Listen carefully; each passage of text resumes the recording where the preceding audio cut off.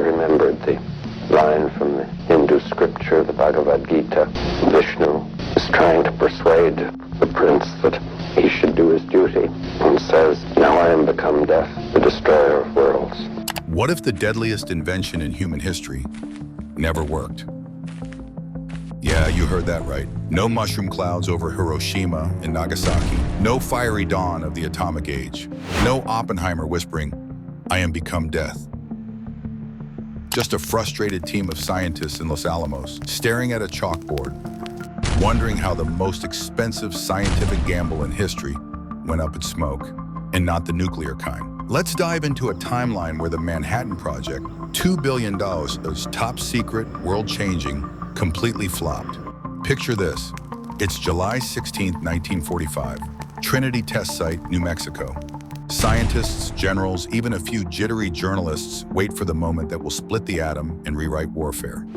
The countdown hits 0, and boom, nothing.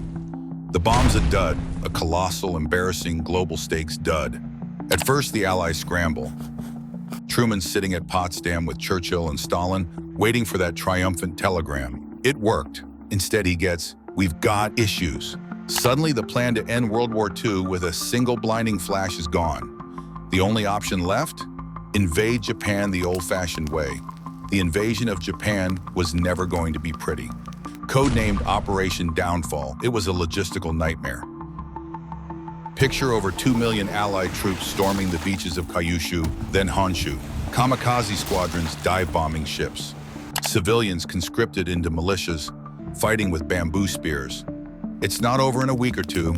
It's a bloodbath, dragging into 1946. Estimates say American casualties alone could have topped 1 million.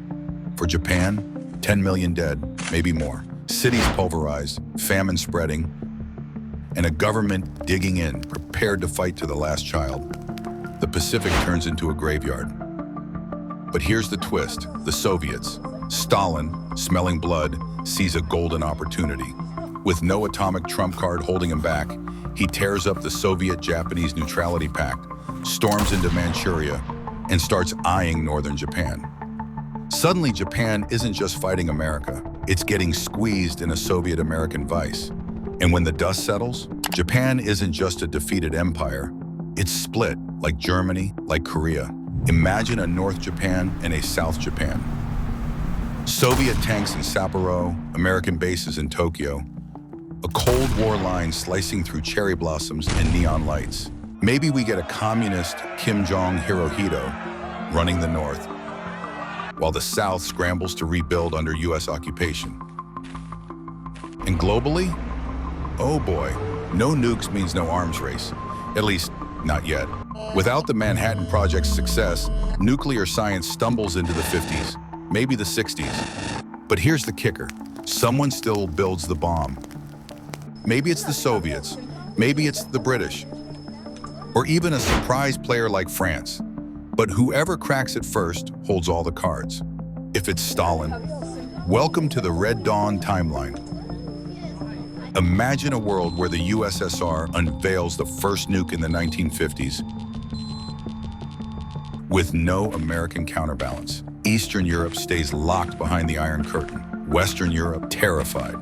The US playing catch-up in a world where Moscow holds the mushroom cloud. And let's talk about the Cold War. Without the nuclear threat, it goes hot fast. Korea becomes World War III. Berlin, maybe the flashpoint that turns into a Europe-wide inferno. Without the doctrine of mutually assured destruction, superpowers don't just posture, they pull triggers. And when nukes do enter the game, they aren't seen as deterrents. They're seen as weapons to use. But here's where it gets even wilder. Without Hiroshima and Nagasaki as a brutal lesson, humanity doesn't get that front row seat to nuclear horror. No charred cities, no generations of survivors telling the world, never again. Maybe when the first bomb does drop in the 50s or 60s, it isn't the last. Maybe it's the start of something much, much worse. And the scientists, Oppenheimer, Fermi, Szilard, they don't become legends or cautionary tales. They become footnotes in a failed experiment, while the next generation of physicists races to finish the job. Meanwhile, Truman's legacy tanks. Instead of the president who ended World War II, he's remembered as the guy who greenlit the biggest failed experiment in military history. Maybe there's a silver lining. Maybe the failure delays the nuclear age just long enough for cooler heads to prevail. Maybe diplomacy gets a head start. Maybe the world figures out peace before it figures out annihilation. Maybe we get a timeline where Hiroshima and Nagasaki are just names on a map, not scars on human memory. Or maybe we just put off the inevitable. So here's the question for you.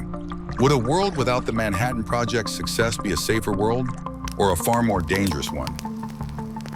And if the atomic age came later, would we have learned anything at all, or just repeated the same mistakes on a bigger stage?